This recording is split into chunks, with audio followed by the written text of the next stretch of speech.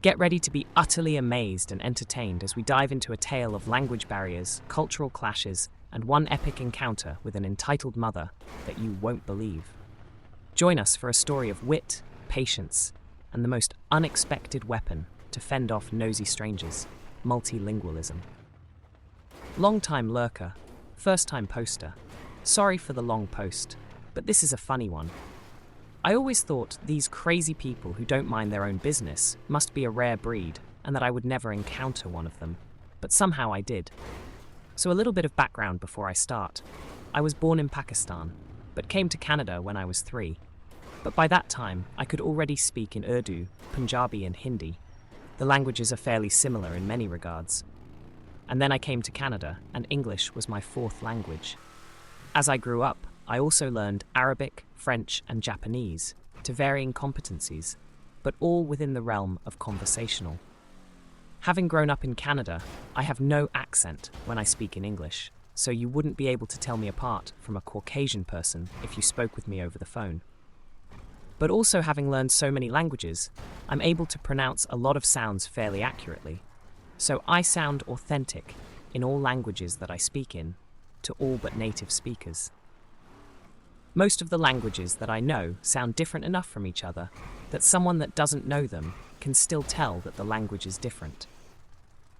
I've travelled back home to Pakistan a few times, and I would always encounter those beggars who come with elaborate stories, like my wife is sick and she needs surgery, and I managed to get money for that.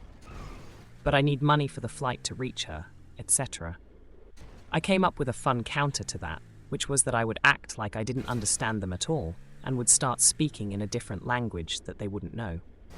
Japanese was my go-to language while in Pakistan. The reaction those people would have was quite hilarious.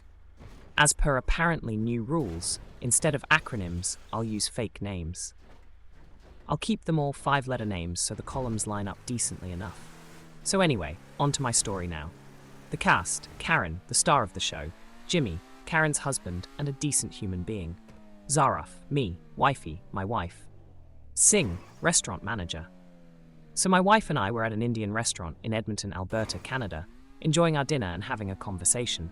We speak in a mix of Urdu and English, just mixing with whatever feels easy.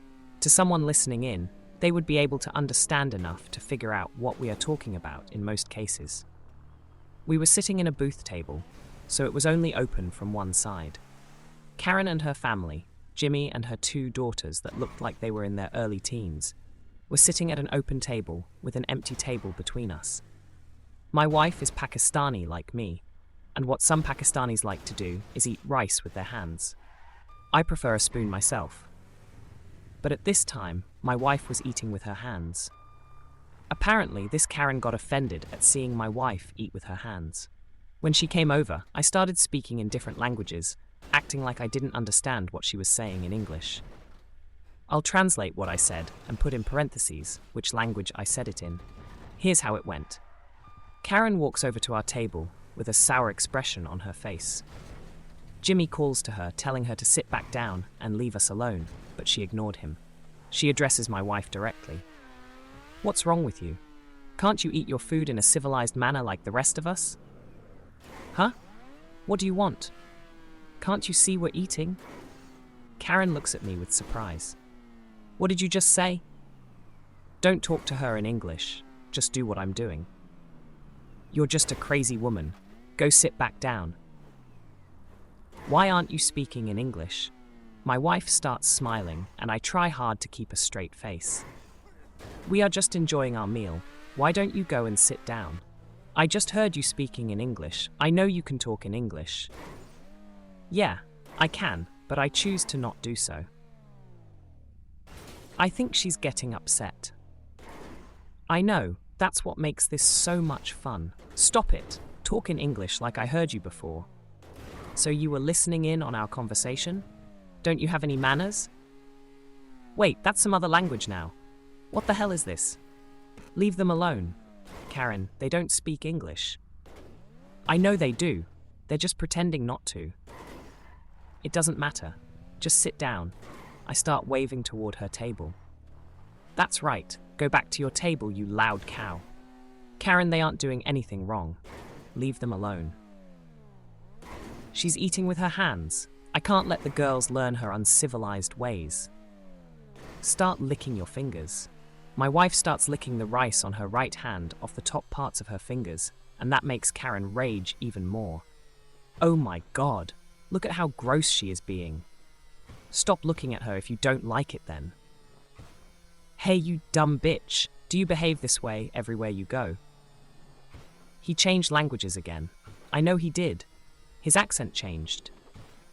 Yep, and I can keep changing. Speak in English. You must have heard them wrong. They don't know English. Leave them alone. Then why are they living here? They don't deserve to live here if they don't know English. I was having a hard time keeping a straight face, so I disguised it by raising my voice and appearing angry. I gestured towards her and then pointed at her table. Arabic. Are you so dumb you can't even listen to your husband? Go sit down and stop embarrassing yourself. You don't deserve to be here. Get out! At this point, the restaurant's manager, Singh, shows up to see what all the commotion was about. He's an Indian guy with a pretty heavy accent when he spoke in English, so I knew he'd speak either Hindi or Punjabi. Excuse me, can you please keep your voice down? What is going on here? This woman is eating with her hands, and it's disgusting. She's corrupting my children with her barbaric ways.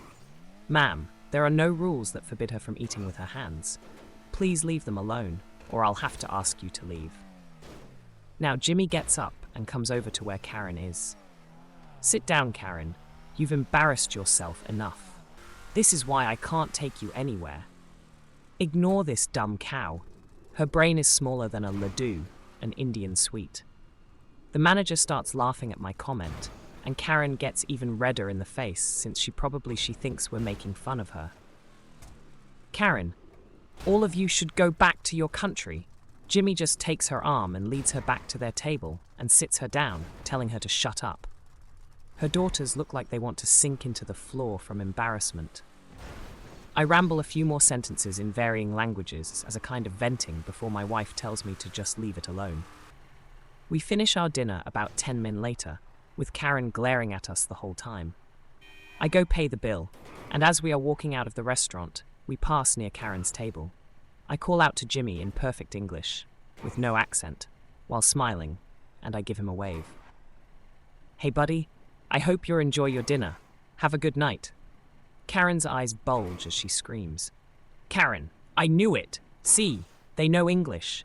She tried to stand up suddenly, but instead ended up falling over backwards in her seat. My wife and I left the restaurant laughing before she could do anything else. If you've ever wondered how to cleverly handle an entitled minder, today's hilarious story definitely provided some multilingual inspiration. Don't forget to like, share, and subscribe for more entertaining tales from around the globe.